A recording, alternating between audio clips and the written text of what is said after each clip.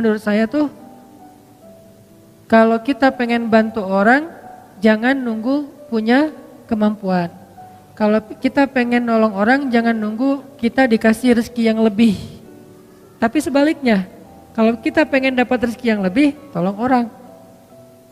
Kalau kita pengen dimampukan, bantu orang. Kalau kita pengen diselesaikan urusan kita, selesaikan urusan orang.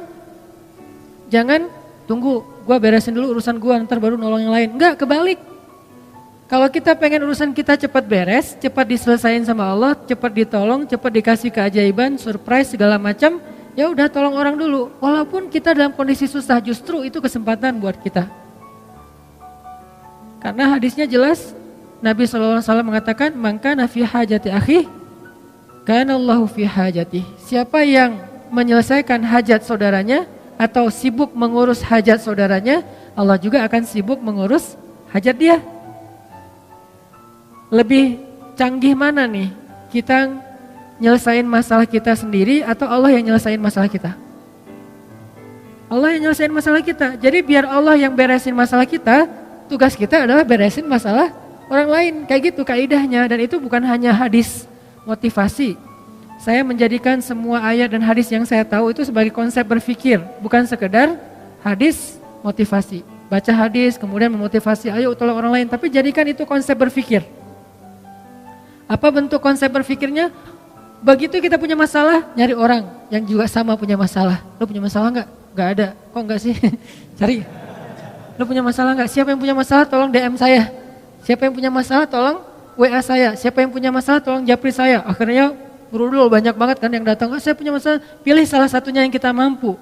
Kadang-kadang yang kita tolong tuh bukan yang paling darurat, bukan yang paling besar, bukan yang paling sulit, tapi yang paling mungkin kita lakukan.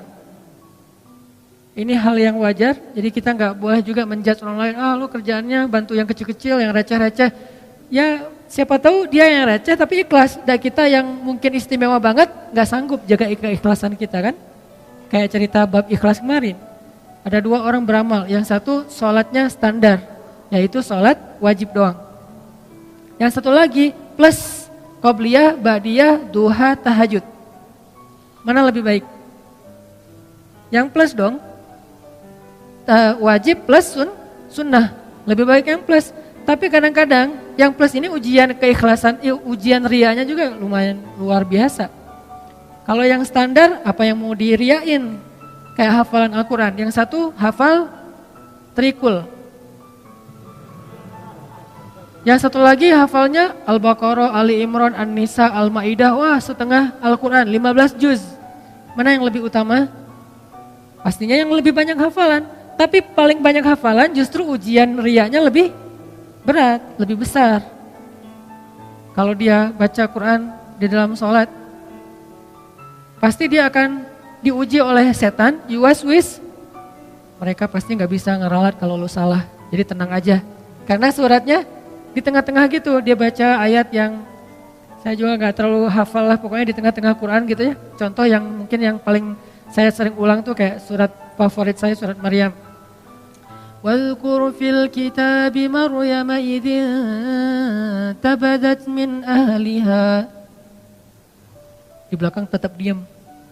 إِذِ انْتَبَذَتْ مِنْ أَهْلِهَا. Diam aja di belakang. Kenapa? Gak hafal, sama nih. Kan agak-agak yuwaswis tuh.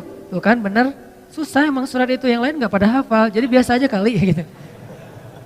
Dan makmum ini macam-macam karakternya. Dan jadi ada karakter imam, ada karakter makmum. Imam kadang-kadang kayak gitu, caper gitu kan, baca ayat susah-susah, udah gitu mentok al-ikhlas. Idza tabadat min ahli. Qul huwallahu ahad. Imam. Makmum ada juga yang unik. Uniknya apa? Giliran ayatnya dia enggak hafal, diam. Giliran ayatnya yang semua hafal, semuanya benerin. Ayatnya misalnya standar lah ya.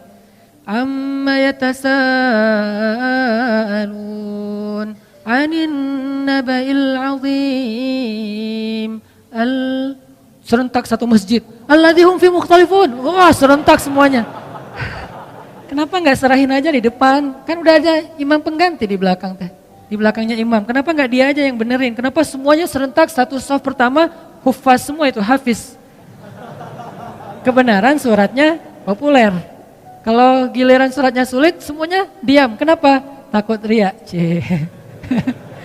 Kenapa makmum pada diam? Takut ria, Ustadz. Jadi masing-masing punya karakter. Artinya jangan remehin. La tahkiranna minal ma'rufi syai'ah. Janganlah kalian meremehkan kebaikan sekecil apapun.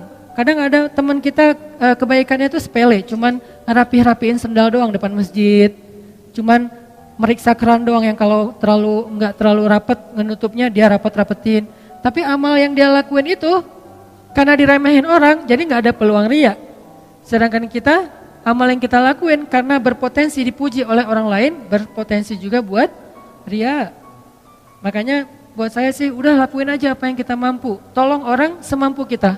Kalau mau lebih sedikit gambling karena kita yakin sama Allah ya udah lakukan yang lebih berat daripada yang kita mampu.